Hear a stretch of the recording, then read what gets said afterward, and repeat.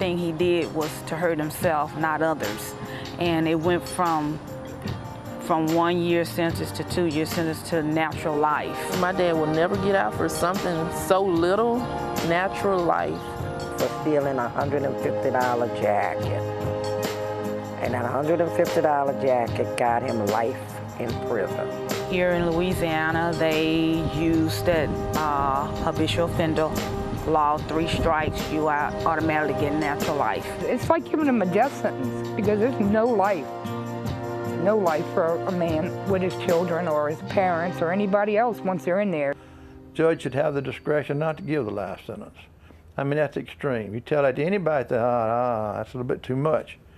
That almost gets to be the point that that's not what the forefathers envisioned, even with the Constitution. That's extreme. That's cruel and unusual punishment to me. He's a good person. My dad, I mean, he's always, like I said, he's always been there for me, my sister and brother. He's always done his best until he started abusing the drugs. And a lot of times with Patrick with the drugs, it came down to not being able to find work.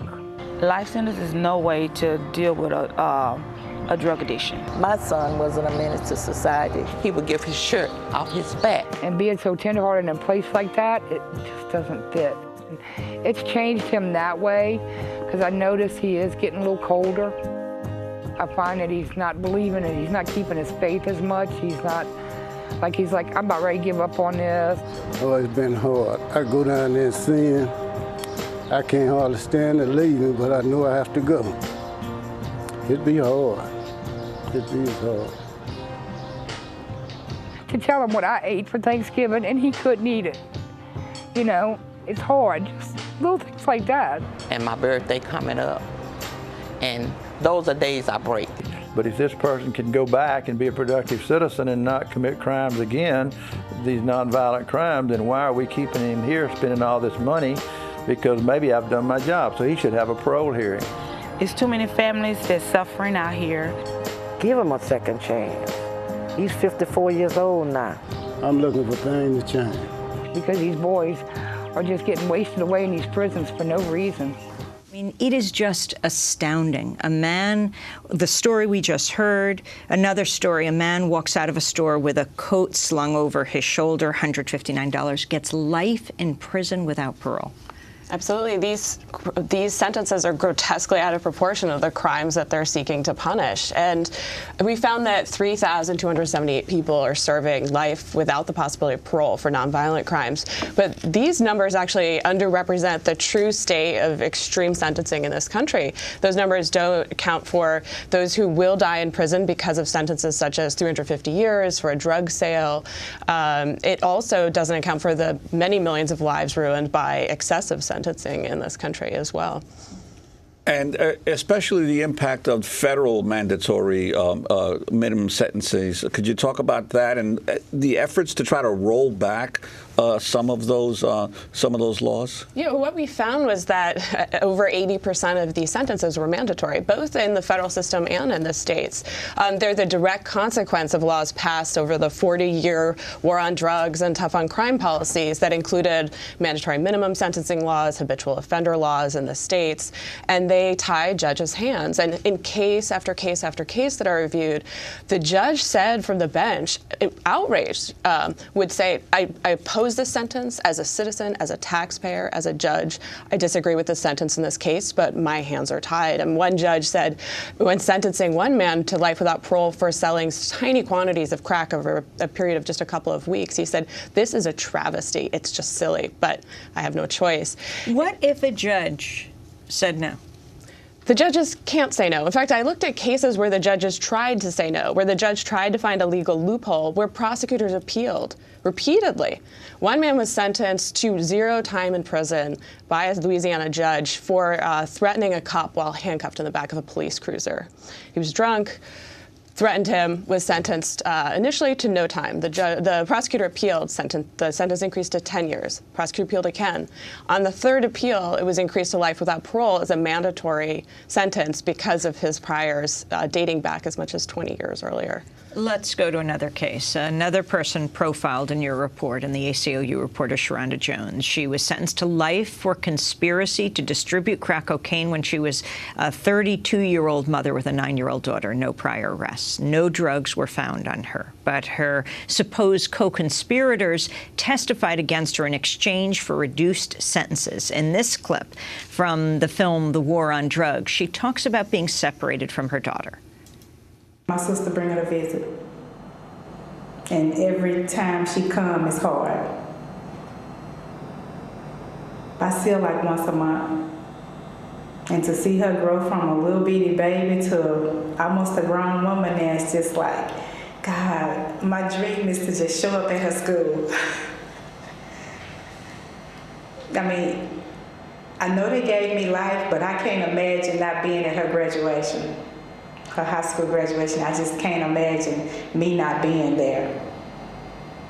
Sharonda Jones. Jennifer, tell us more about her case. Well, Sharonda was caught up in a massive drug sweep in a majority white town in Texas. Over 100 people were arrested, all of whom were black. Chuck Norris participated in some of the arrests.